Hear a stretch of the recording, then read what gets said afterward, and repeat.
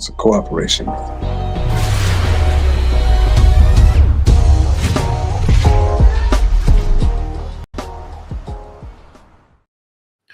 What's going on, everybody? It's Ron Brown, LMT, the People's Fitness Professional, aka Soul Brother #1, reporting for duty. And we are in the building with wow. I was gonna say new Black Panther party. Well, that's right and exact. That's right and exact. So we're in the building with Magnetic BRT, Black Roundtable. Peace, peace, peace. Peace to the family. Peace and Black Power. What's good with y'all? And as you can see, my shirt, freedom, strength. Oh, yeah. Yeah. Okay, I see you. I see you. So let's build on it. Let's build on it. Yeah, flexing that knowledge muscle. Yes, sir. Now let's talk about it. The House of Bastet. Let's begin. Okay, so I'm gonna bring y'all in correctly. Okay, Bobby Hemmett style, Dr. Collar style. You know, the original way. So I'm gonna name off a list of names, and as I read off the list of names, you respond Black Power. The call and response. Okay. Queen Arenas. Black Power. Yes, sir. Kwame Ture. Black Power. Queen Mother Moore. Black Power. John Henry Clark. Black Power. Ron Johnson. Black Power. Batula Shakur. Black Power. Ella Baker. Black Power. Stagecoach Mary. Black Power. Malcolm X. Black Power. George Jackson. Black Power. Little Bobby Hutton. Oh, Little Bobby Hutton. Black Power. Yes, sir. Pharaoh Taharka. Black Power. John Horse. Black Power. Black Power. Marcus Garvey. Black Power. Marcus Garvey. Oh, of course. Noble Drew Ali. Black Power. The Honorable Elijah Muhammad. Black Power. Master Farad. Black Power. And Father Allah. Black Power. And we say Black Power and refinement because refinement is what puts us in alignment. Yes, sir. Indeed. So, peace to divine King. Peace, God. Peace, God. Peace, Almighty. Now, when I talk about this, what we have entitled the 314, which we're going to describe, I speak about it in the perspective of reparations, because reparations mean to repair or to heal. Okay.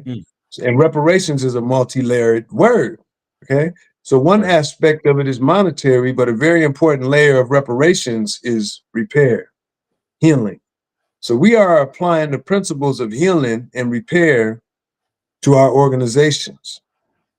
Okay, so when I came into the new Black Panther Party, I was born into the Panther Party. When I came into the new Black Panther Party, I saw a sign on the door, and I saw people wearing hard hats, and the sign read, "Under construction." Okay. When I went into the house, I saw people remodeling, refurbishing a house that had not been remodeled or renovated since the 1960s. Later in the 80s, as we began stacking these bricks and reconstructing this community home, we also fashioned a name that is historically correct, but also tuned into today. This name is called the House of Bastet. Bastet is the oldest reference to the Panther. She's the daughter of Ra and the protector of women and children and the corrector of character. The word Bastet is two words. First word being base, the second word being state. We understand that the principles of 314 make up the base of our state, Bastet. So as we are remodeling the House of Bastet, we are reaffirming, we're strengthening the foundation of the House of Bastet using the 314 Pi Panther intelligence. Yes, sir. All right. All right.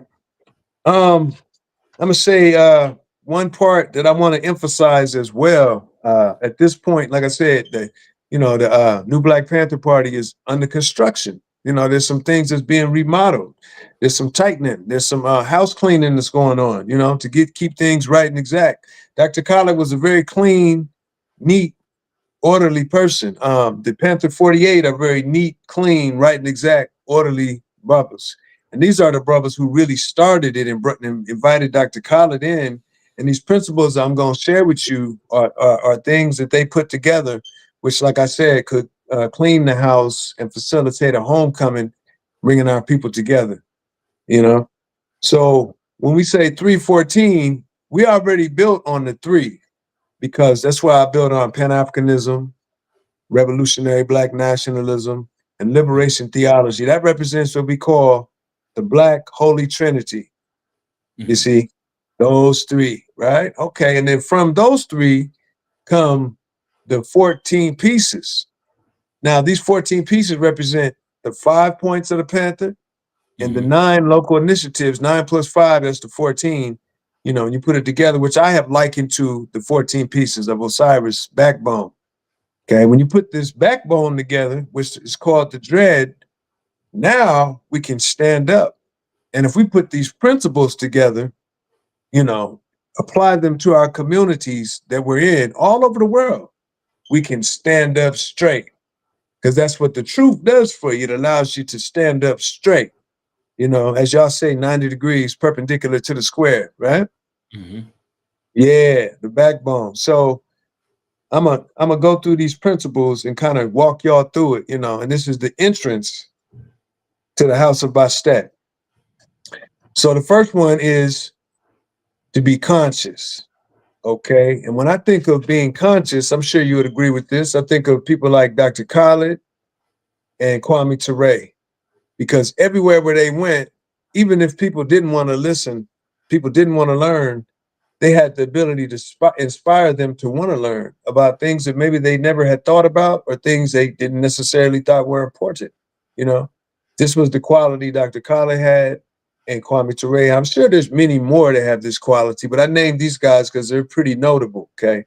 That's the first principle, to be conscious, okay? Second one is to be disciplined, okay? And the person whom I thought of when I think of to be disciplined, I thought of Muhammad Ali. Because Muhammad Ali, even as a child, he didn't ride the bus to school. He jogged on the side of the bus all the way to school every day with his books, you know. Instead of doing stuff that kids do, he was practicing boxing, push-ups, pull-ups, hitting the bag, running, etc. So he sacrificed something, a particular time of his life for what? To gain this discipline that he would need to later on become a gold medalist and then the heavyweight champion of the world, you know, and then to take on the armed forces and to be successful.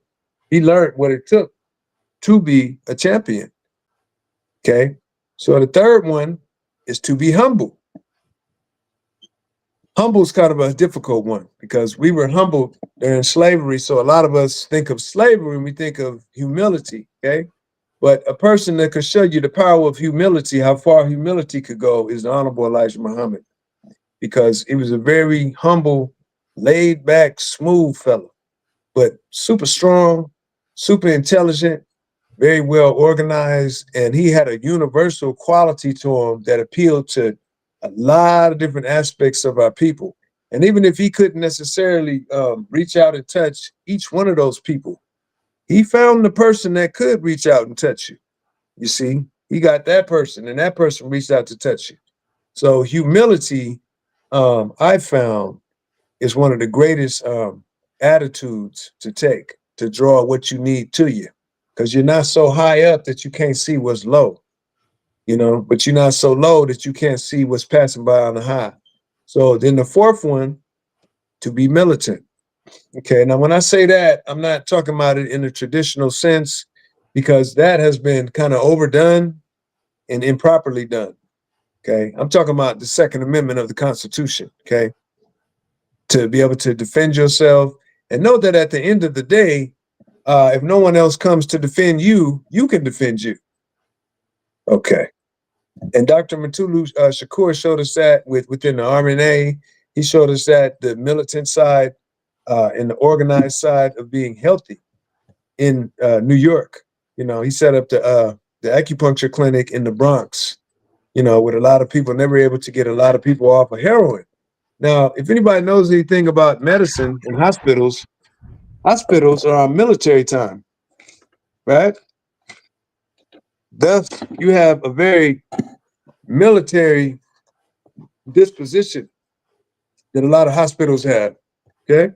So instead of him taking the militancy and overdoing it and running to the streets looking like a fanatic, he applied it in the field of medicine and was able to get a lot of people off of drugs and out of the addiction lifestyle. Okay. That's Dr. Matula Shakur. Number 5, to be respectful. One thing Kwame Ture spoke to us about and always emphasized with us when I met him, the few times I met him, was to be respectful. And he said the person that was the most respectful towards, as far as in the movement that he met, was Martin Luther King. Because a lot of people attacked King and disagreed with him, but King never attacked anybody. He might say something about what you're doing, speak about that, the principle, the idea. He didn't attack nobody. He tried to keep it cool and mutual and civil with everyone, you know, and that's why he was the perfect person to go about and to say nonviolence. And, you know, on another take of nonviolence, he was saying being nonviolent amongst us, with the people that's nonviolent with you, you know. But obviously, you know, the Second Amendment exists. So, and he had some of those folks that had some tools with him, man, that was ready for whatever. They don't tell you that part. The Deacons for Defense, and this is how he was able to ward off a lot of the racists that wanted to do him harm. Okay, so that's the first 5 principles. I'm gonna say them again: to be conscious, to be disciplined, to be humble, to be militant, to be respectful. It's like your hand. These are fingers on the hand in which we can do work. What work? Let's go into it. We're gonna go into the 9 local initiatives. And you can ask me about this too, fam. If you have questions about this, questions of clarity, we can go into that. So the first one, to demand Black rights and demonstrate Black rights in general. Okay, the person who I named for that, who I saw champion that the most, is Chokwe Lumumba. Chokwe Lumumba was Assata Shakur's attorney, Tupac's attorney, and he was the mayor of Jackson, Mississippi, as an RNA member. I met Chokwe Lumumba when he came up to Seattle, and very compelling presence, very organized brother. And the things he was talking about were very advanced ideas, you know, and it wasn't one-dimensional. He wanted to involve all of our organizations. But he was an attorney that took on cases that most other so-called Black or Negro attorneys would not take on. And we really need that. People who will advocate for us, who know the law and will use the law to help us advance this, you know? He gave a real good example of that, you know? If you're a lawyer, a young lawyer, you need an outline or archetype to pattern yourself after. Look at Chokwe Lumumba. Okay, the second one, to develop Black power through education. Now, the person and the organization I saw carry that out was, number 1, Dr. John Henry Clark, who was the teacher of Dr. Khaled, the teacher of what's the brother from Blade, Wesley Snipes, and a whole host of other great scholars that he fixed up and gave to us, you know. We're very grateful for him about that. He would speak upon things like Christianity in Africa, Islam in Africa, and the many different aspects of Black life that were not necessarily discussed in the proper perspective. He would put it in his proper perspective and resurface, give it to you to where it makes sense. Capricorn, January 1st. The other group I named was BCDI, and that's the, wait. No, let me get that right.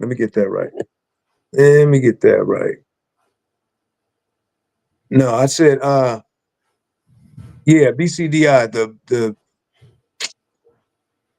no, Black Child Development Institute. There we go. And this is a group that was developed in 1970 in DC.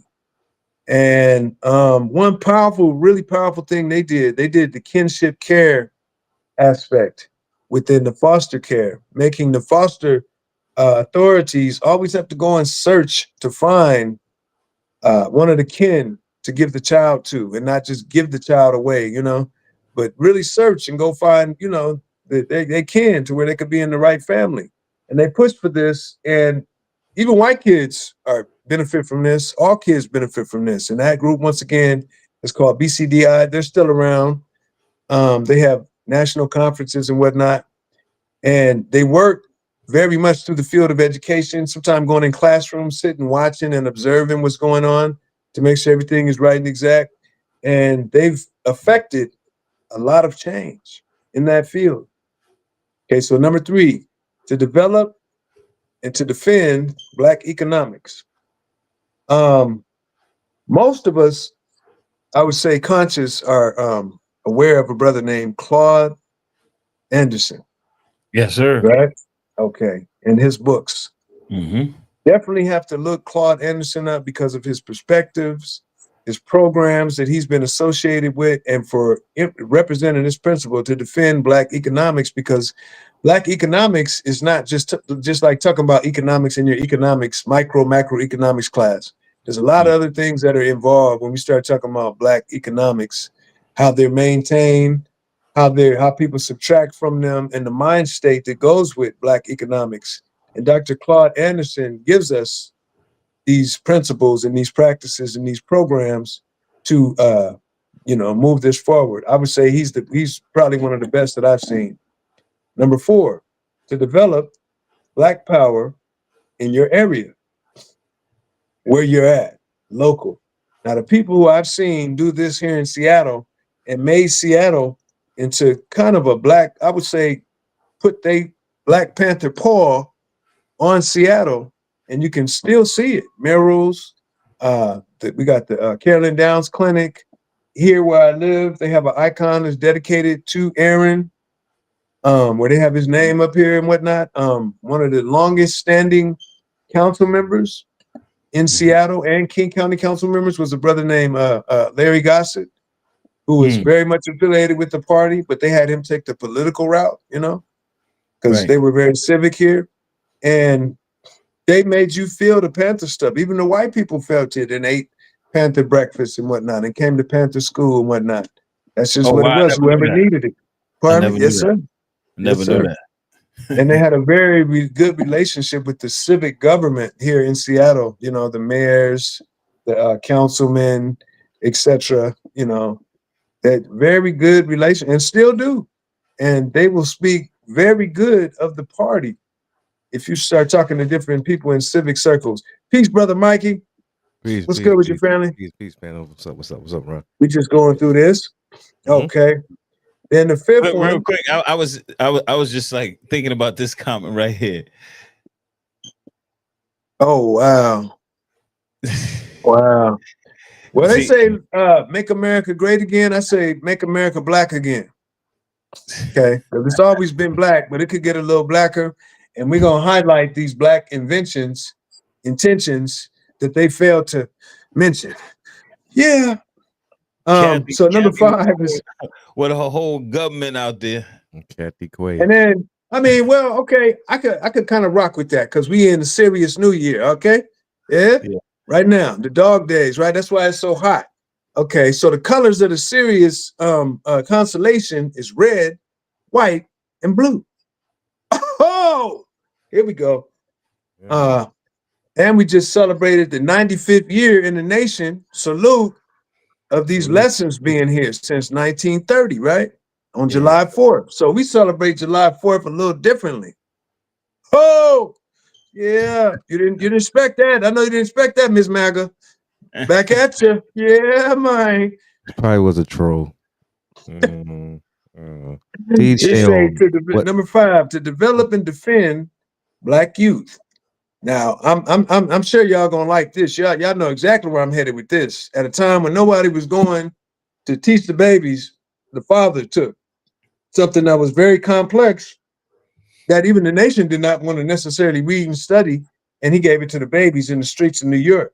And by the same way that W.D. Farrar gave it to Black Bottom in Detroit, he took it to New York, the streets of New York, to teach the unteachable, to reach the unreachables, you know, to give them the mighty Black mind that's unbleachable. and it still stands to this day, right? So, sure. you know, to develop and defend Black youth, he was developing them, developing their minds. A lot of them was able to go to, what was it, Harlem Prep, you know, got in Harlem Prep. He got a lot of the young guys a scholarship to go to Harlem Prep so they could expand their mind and learn the sciences of the world. Nobody was really doing that for young kids from the street at this time. Nobody I know, you know.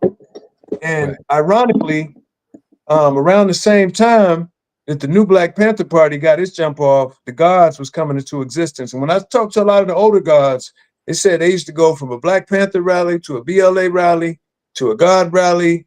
They would go to all the different joints, man. Yeah, and then go sit in the mosque and get a bean pie. Wow, that's deep. Now, Sean Woodford Bay, so did Noble Drew Ali. What do you mean? So did Noble Drew Ali? If you could expound on that. Yeah, He probably meant when reaching the people. Oh, Well- yeah. Noble Drew Ali was on the streets building. Sure. Okay. Let's not forget Marcus Garvey as well, man. Indeed.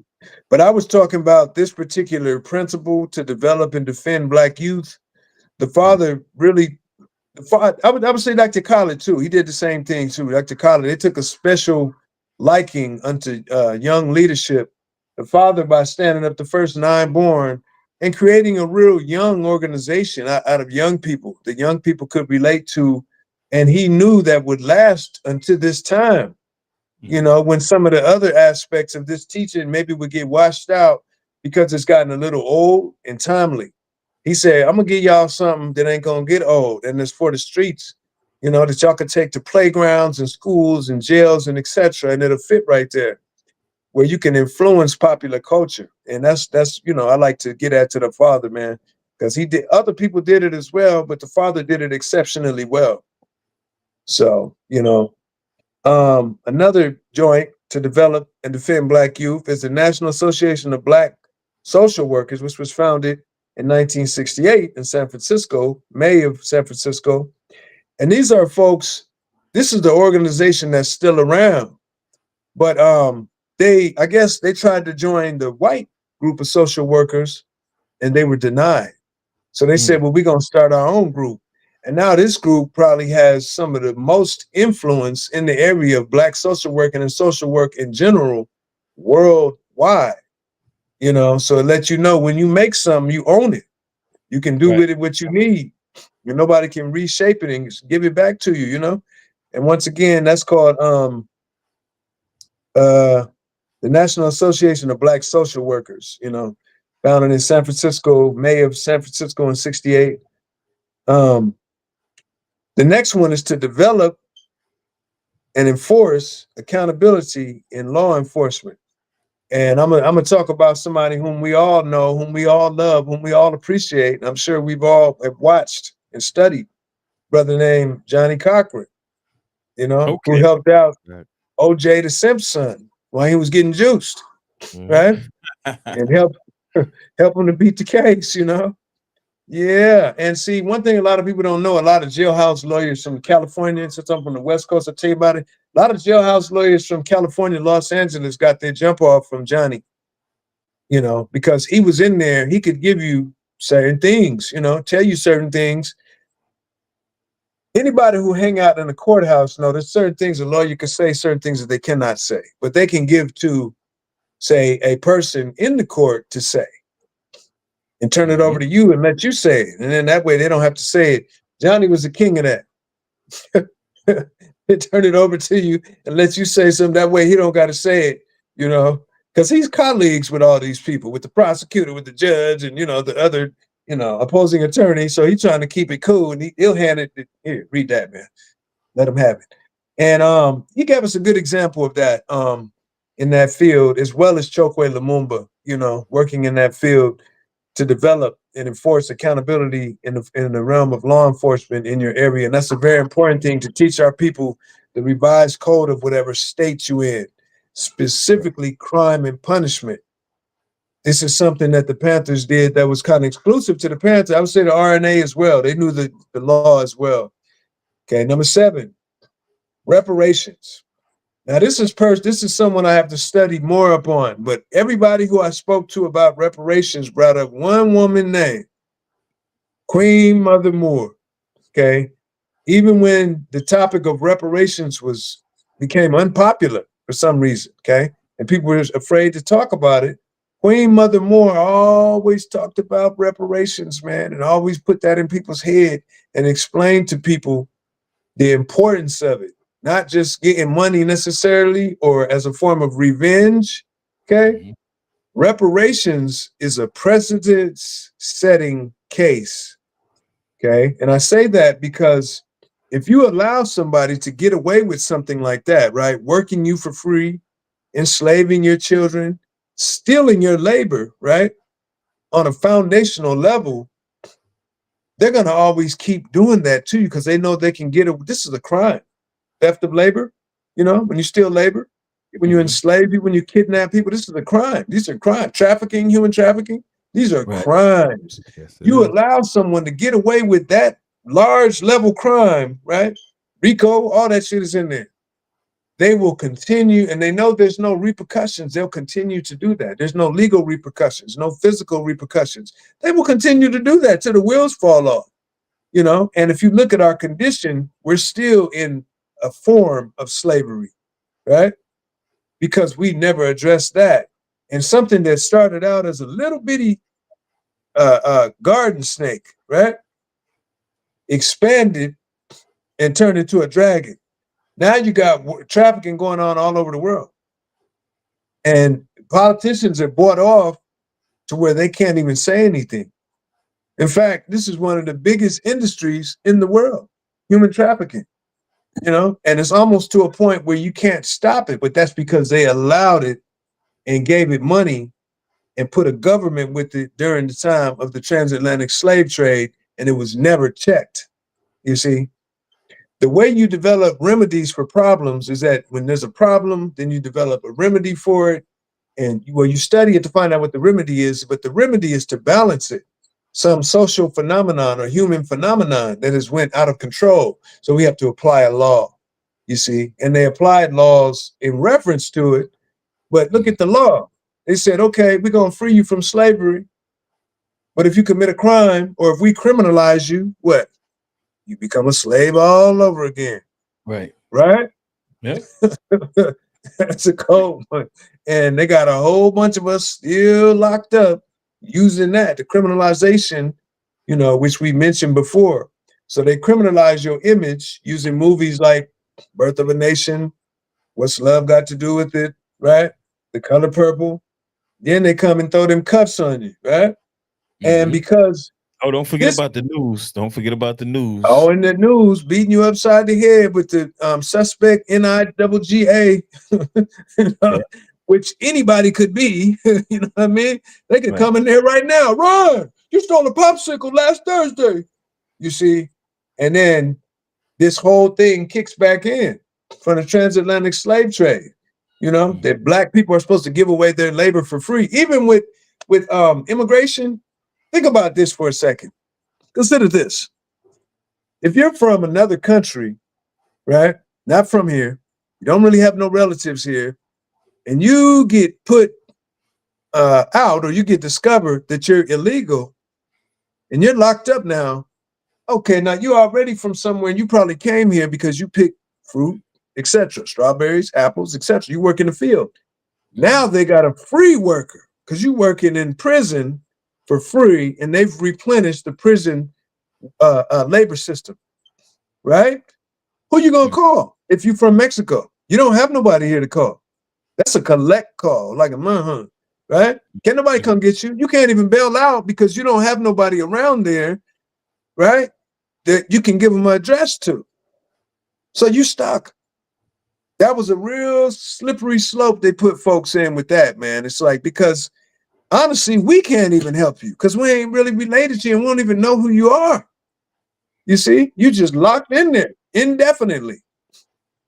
You see, so, you know, that's how that one really touches us, reaches out and touches us. Now, the next one, to develop and defend Black political power. And I'm going to talk about somebody whom some of us know, but I'm sure you guys know. Y'all right there. come from a place called Abyssinia. Huh? Adam Abyssinia. Clayton Powell, the Reverend. Yeah.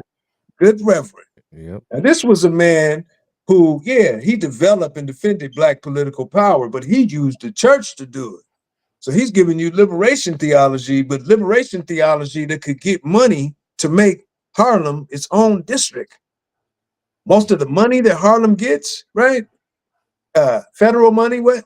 He sent that money, made sure that money came, shook that money loose, went and found it, dug and dipped and scraped and scrapped to bring Harlem this money.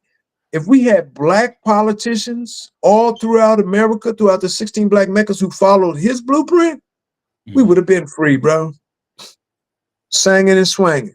But other things were put on the table, other people. They tried to demonize this brother.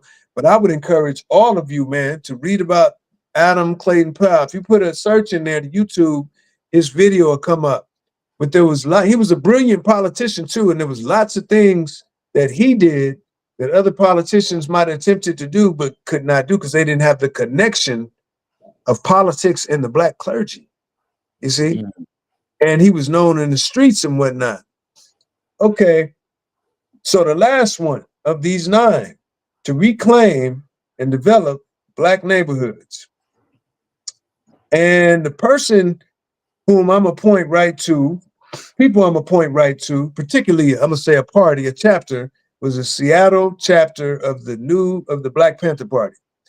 Okay, that's my father, Ron Johnson, Sue Johnson, my stepmother, Aaron Dixon, and Elmer Dixon, and I'm gonna say Carolyn Downs. Because like I said, they left an indelible stamp on the Northwest. When you see the picture of the people that are standing with the gun on the steps, okay, representing the Second Amendment, that's Seattle. And they were in Olympia. That's number one. Hold on. That picture with the Black Panthers with the guns. Right. On the steps. On the steps. On the Capitol steps. That's in Seattle. That's Seattle. Well, it's the chapter, the Panther chapter in the capital of Washington, which is Olympia. You see, they are from. And when you go up to Seattle. Olympia, huh? You're saying they're from Seattle? Yes, sir. But they went up to the capital of Washington, Olympia, to take this picture and to let them know that, hey, this is how we feel about this legislation to defang us. You see. Yeah. And that picture still stands to this day. I mean, even outside of Black Panther circles. I don't mean to cut you, but our people were really on to something, man. Oh man, like education. It's knowing the law. Like they took it to the steps of the law. Yes. Yeah. And when you go to Olympia, I went to school at a school called Evergreen, which is in Olympia. Okay. And they interviewed me multiple times on the radio station, Free Radio, Olympia, and I think it was Chaos Radio. They still love the Panthers. They weren't mad at them for doing that at all. They was like, yeah. White folks was with the shit, man. Not all of them, but a nice amount of them. There was, because that's that Second Amendment. And that's the thing where the Panthers took a lot of people that was hardcore Americanists. They took their heart, man. They got their heart with that Second Amendment. That's something that's very close to Americans. And the fact that the Panthers stood up for that and took a lot of L's for that says a lot, Oh, magnetic piece, man. Peace, family. I like how you said that, how they fought hard for the Second Amendment, because I see a lot of white people will fight tooth and nail for the Second Amendment, but we will say, too much violence in our community because we don't know about gun control. I don't mean law. The law by legislature. I'm talking about amongst us. Knowing how to use guns through the tactics, proper training, and doing the education, that's something that we need to look into. And I think knowing that there's a lot of compromise within law enforcement, okay, and a lot of white supremacists have slid into law enforcement and will use law enforcement as a tool of white supremacy, right? Okay. Yeah, we all need to be. We have to protect ourselves. In other words, when we call the police, they're not necessarily going to come. If they come, you don't really know what they're going to do. So that's where that Second Amendment came in, because Second Amendment was created, y'all, because there was British soldiers that were abusing Americans when they had prior to 1776. Yep. They would bust in your house, take whatever they wanted to. They might have their way with your wife. You see, yeah. And if you went to the authorities about it, they'd probably laugh you out of there and keep drinking some tea and crumpets. So they said, well, if we're going to get people to really go along with this 13 colony thing, we got to have something that gives them, enforces their right, you know, like the Magna Carta, that recognize their humanity. And thus came the Second Amendment, you know, because at first it was just the Articles of the Confederation. And the people was like, well, hold it now. That's just for the corporations. What about us as individuals? What do you got in here for us to protect our rights as humans, like the Magna Carta? And they had to come with those 10 amendments. And that's how they got the people on board with the Constitution. Yeah.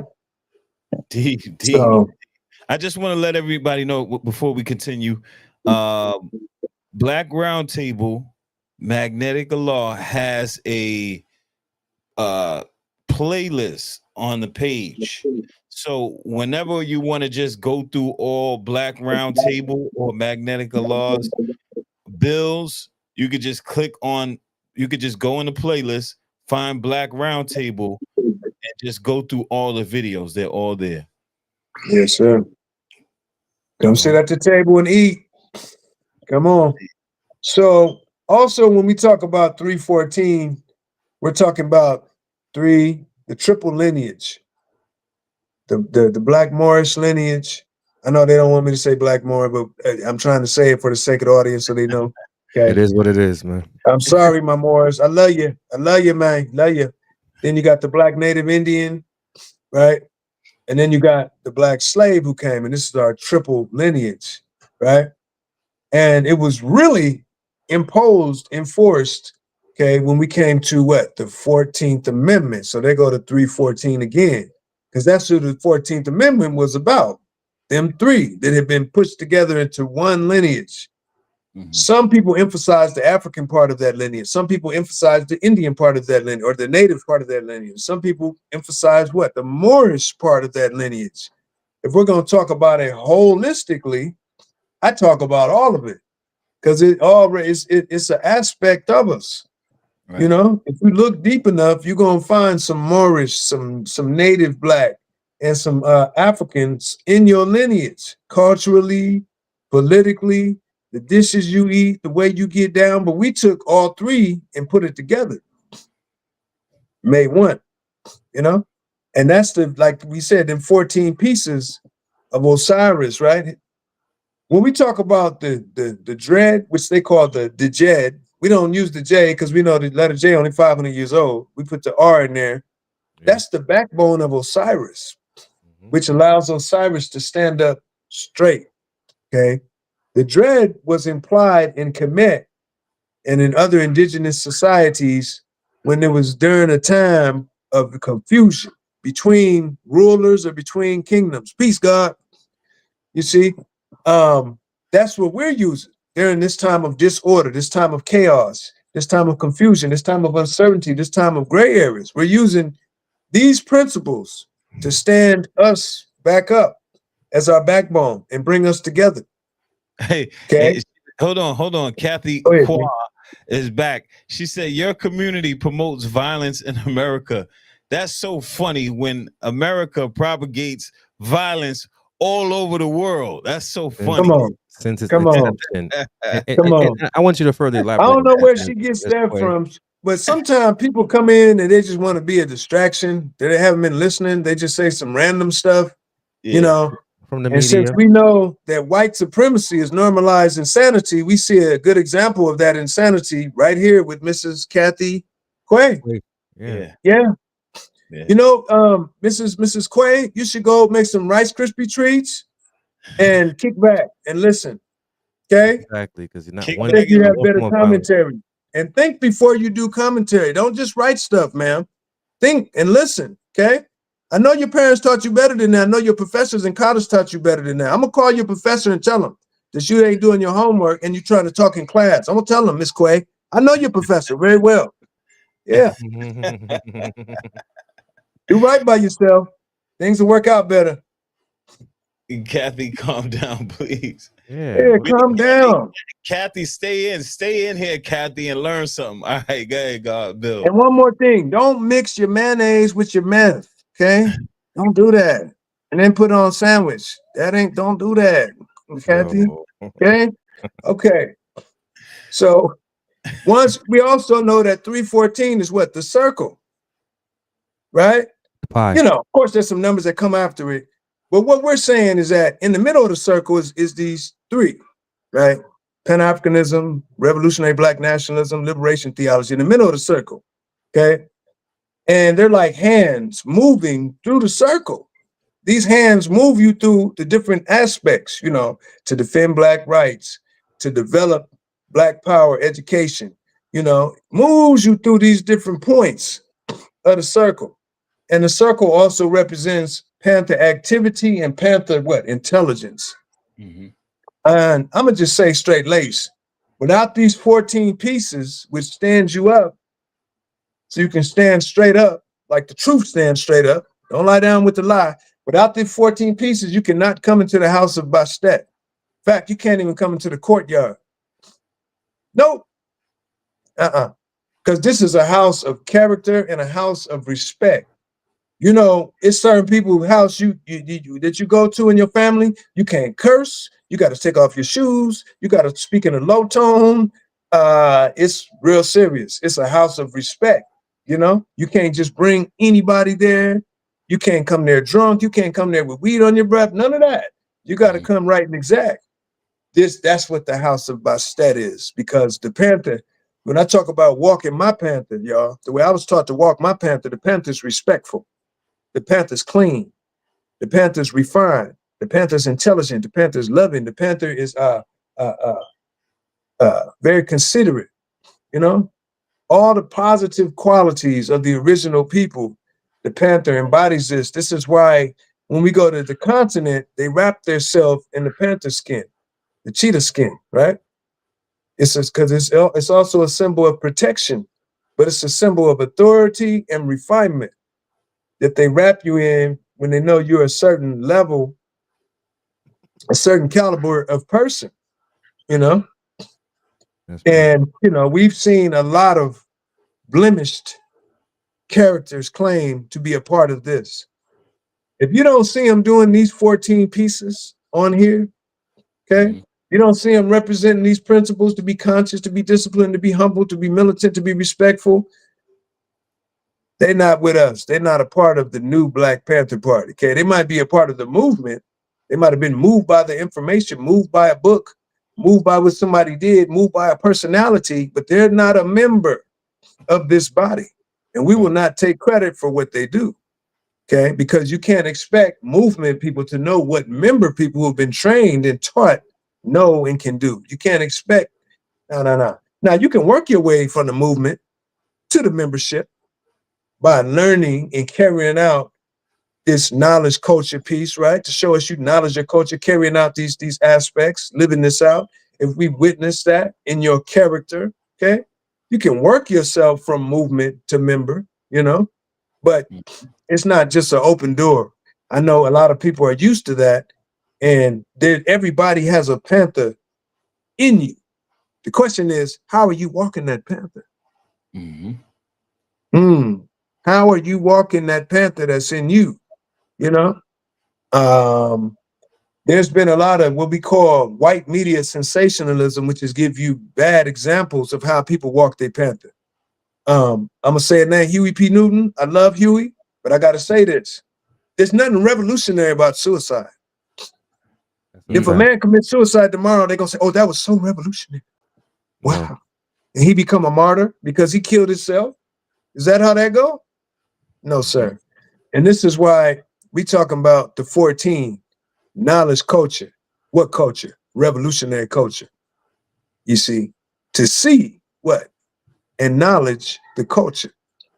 To see what else? The nation, 14th letter in the alphabet, N, you know. This is how we want to see our nation. You see, doing this.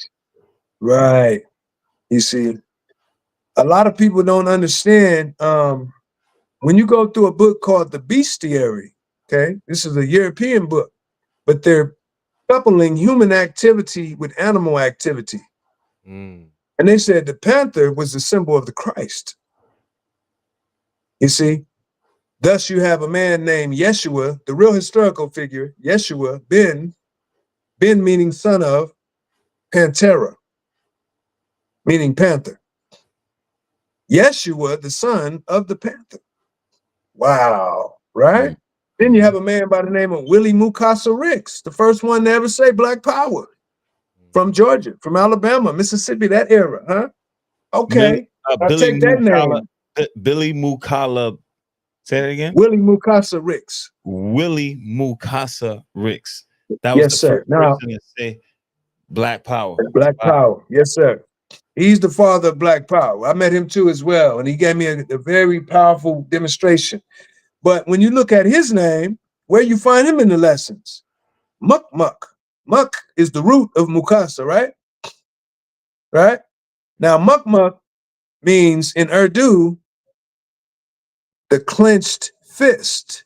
When you think of clenched fist, what do you think of? Black Power. Yeah. Wow. Unity. Yes, sir. Black force. Power, Muk Muk. It means the clenched fist. We got, like I said, Black Power from Mukasa. And the You word see? Muk. Muk Muk, Mukasa. Isn't that interesting? It is etymology right there. That's every. Oof. I mean, it's almost like prophecy, though, how they speak about the Father bringing the mathematics and the alphabet on one hand, and he did, and that's the 13th lesson, you know, like Clarence 13X. Then you swing over here, and you got a guy named Mukasa Muk, who taught us Black Power, which is and his name means the fist, Muk Muk, the clenched fist. You know, I mean, so some of this is like kind of, you gotta be like, wait a minute, they knew what they was doing, and it kind of can't, indeed, was written in advance, you know? Yeah. So once again, I'm saying, y'all, we have laid down this foundation, the 314, the Black Holy Trinity, the 14 pieces, which we're reassembling to stand our people up so that they can walk, can't come crawling into the House of Bastet. Nope, can't come inchworming. No, no, no. You got to walk in and standing straight up. See, when you lie down with the lie, it's hard to get up. The truth make you stand up straight. And when you stand up straight, nobody can get on your back. Right? That's a fact. No, if they do, they're gonna fall right off. You know. And that's what that dread pillar represents. If you look at the images I sent you, you'll see on the backbone all the 5 different points of the panther. Because these are things that stand us up. It's difficult to be a weak man and be conscious. Right? Oh, yeah. Right? Sure. Yeah. It can be. And It's if you're not difficult to be conscious, a you'll weak be a man. slave forever.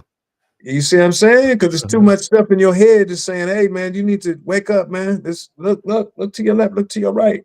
It's difficult to be a weak man and be disciplined, right? Because discipline means that there's things you want to do that you're being pulled on that you don't do. That's almost like what you say, what you do every day, family. You do resistance training, huh? Yeah. Resistance training is also something that's pulling on you, but you pulling away from it. That's also resistance training for the will. You feel me? Right. Discipline. And when resistance training makes you what? Stronger. Right. So that's how we strengthen the will, you know, through resistance training. Right. It's difficult to be there's a lot of weak men. Some would say they're humble, but they were humbled. They did not make themselves humble. Okay. They were humbled, Buck breaking. by this society. What'd you say, God? Buck breaking. Yeah, there you go. Yes, that's a Wisdom, reality. knowledge made other than themselves, right? Or like the lesson say, they planted fear in them. Exactly. You know, It was a little boy, right? Made him weak. It's difficult to be weak if you're militant, if you have some militancy and you know about the Second Amendment, you know you have a right to defend yourself. a right to defend yourself. That's a human right, you know? If you got an immune system on the inside, this is your immune system on the outside, right? These. Bruce Lee said there's no real fighting styles because we all have 5 limbs. So you just have to learn and tap into your own fighting style, right? To be militant. It's all in you. Anything that survives and thrives, right? It has within it what? A component of self-preservation, right? Well, it's going to protect itself. Black people, there's no difference. In fact, you can really see that in us because all the stuff we done went through and we still here, okay? It's difficult for a man to be weak, backboneless, and still get respect. And every man wants respect. Right. I don't give a damn what he say. Start, if you think he don't want respect, start disrespecting him. And you'll bring out some stuff in that man, the man in that man, you know? Yeah. So, you know, we just started with some basic things that we could all kind of tune into, man, and reflect and understand the need. Because if we think about these principles, if we could apply these to our home, to our communities, to our schools, to where we work, the regions we in, you would definitely see change, you know? You would definitely see change. But I think it's something that once again, you have to couple with people to show how when these people implemented these principles in these places, this would happen. You know, and that's what makes this a quality of life movement. We're not doing this to raise up this person, to make this person vainglorious or to make you see how smart we are. This is a quality of life movement. You can look and see your quality of life getting better. If not, maybe they not with us. Everything I saw the Panthers do from WIC, Liberation School, watching the police, surveillance in the police, going to court with people, teaching the people law, the real Panthers. You saw people's quality of life change. A man who would have did 20 years was able to beat that case because he knew the law. You see, right? A man who was about to get the crap beat out of him stood up and said, nah, you ain't gonna do that to me. And the community stood up with them, you know, and we were able to prevent another casualty. You see, this is a quality of life movement. People who didn't used to eat breakfast got to eat breakfast in the morning. People who didn't used to eat lunch got to eat lunch, you know? Yeah, people who didn't have child care and whatnot, when they were pregnant, didn't have milk and food, were able to get that. So that's what I mean by quality of life. You saw a whole group of people, quality of life change. They eating breakfast now. Their kids are being educated, and it's not taxation without representation, where you're paying all this tax, but you don't see none of the fruits of this tax. Oh, no tangibles, no tangibles. You see, no tangibles. That's why they went to war in 1776. And they say, well, why are the blacks mad? The same reason you was mad and did the Tea Party and dressed up like a fucking Indian, partner. Exactly. Because you were being taxed, but you wasn't getting no money for your tax, and the tax was high. So this becomes what? Expensive poverty. So if you didn't like the shit when the British did it to you, what make you think we like that shit? Or January 6th, you didn't like the results of a certain election. You wanted your voice to be heard. You went out there. And the First Amendment says we have the right to grieve government, to assemble, to speak, express yourself. So some of that was in the realm of now when they went and busted in and stuff and peed on Nancy Pelosi's office and left a steamer in her chair, that's some extra stuff, you know. But some of that was constitutional that they was doing, you know. And we don't have these. Pardon me. Go ahead. Don't tread upon me, liberty or death. That's it. Someone says, you want nationalism? Go to Liberia, where you're more than welcome to. Who wrote the Declaration of Independence? Oh, okay, so it's another MAGA. Yeah. He put meth in his mayonnaise and put it on the sandwich, and yeah. Oh, can I add something to it? For all you MAGA supporters, let me tell you something about NYP. We're neither Republican or Democrat. We don't lean on neither side. We are all about uplifting our people. You like to say black people are a problem, they're holding back your country. Well, we are about correcting our people. Like Malcolm said, before we can integrate, let's correct ourselves first. Indeed. We don't pump no hate over here. Go back and listen to the show. You have a problem. You're part of a crazy cult in your mind, or you not understanding what the man is doing. You understand? Go do something with yourself. Go with yourself. You heard? You know, them birth rates is a little low. Whatever your name was, you might want to go handle that, partner, and then, you know, get back to us, because our birth rates are plentiful, sir. Yeah. Yeah. Might want to go handle that. Even the animals know they got to reproduce, right? Even the bugs and stuff. The firefly know he got to reproduce. How did you not get that one, Slim, Tim, and Jim? How'd you miss that one? Hold on. But on that note, G, let's get up out of here. Come on. Y'all got any questions, man? We got about 5 more minutes. I know y'all got some commentary. Come on, I mean, I don't got no questions. I just like, you know, I just heard the bill. All I'm gonna do is just go back, rewind it, and write some stuff down, because you dropped a lot of jewels in that one right there. A lot of things that I need to go look up, stuff that I didn't realize, you know, like especially that picture, that famous picture of the Panthers in front of I think that was the courthouse. Yes, sir, in Olympia. Yeah. That was Elmer Dixon, my uncle. Yeah. You said that was your uncle, man. Yes, sir. He took me to go see King Kong and took us on field trips. I didn't even know him like that until I got older. I knew him as like my uncle that fed me grits and shit, you know, and Panther breakfast. Then when I saw that, I was like, wait a minute, that's my Uncle Elmer. Oh, he got a chunky with him, the chopper. You know what I'm saying? Yeah, family. So yeah, definitely. Yeah. And I want to say this too. One more thing to elaborate furthermore. If we get our communities together, our people to work together and better themselves through power and refinement of self and community economics, then you don't have to worry about your people, you know, coming to your system to get help from wealth and whatsoever. We will have another Black Wall Street that will contribute to this country as well. You get what I'm saying? Yes, sir. Yes, sir. Idiots. Anyway. Indeed. Yeah, so once again, y'all, this is the 314, the Holy Black. Yeah, oh, pardon me. Yeah, I'm listening. I'm listening. Oh, you listen? Okay, once again, this is the 314, the Holy Black Trinity, Pan-Africanism, Black Nationalism, Revolutionary Black Nationalism, Liberation Theology, and the 14 pieces, the 9 local initiatives, the 5 points of the Panther. I want to send a powerful salute out to my brother, Nehemiah X. I want to send a powerful salute out to my brother, Daryl Hawkins, who is now the chairman, who has, been facilitating things, smoothing things out. And like I said, the sign is up on the door, under construction. We got our hard hats on, and we putting this back together, man. Indeed. And again, go to Black Roundtable playlist. That's where you'll find all the bills from Black Roundtable.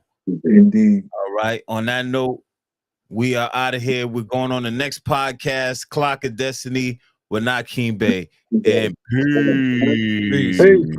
Out of here. Black Power.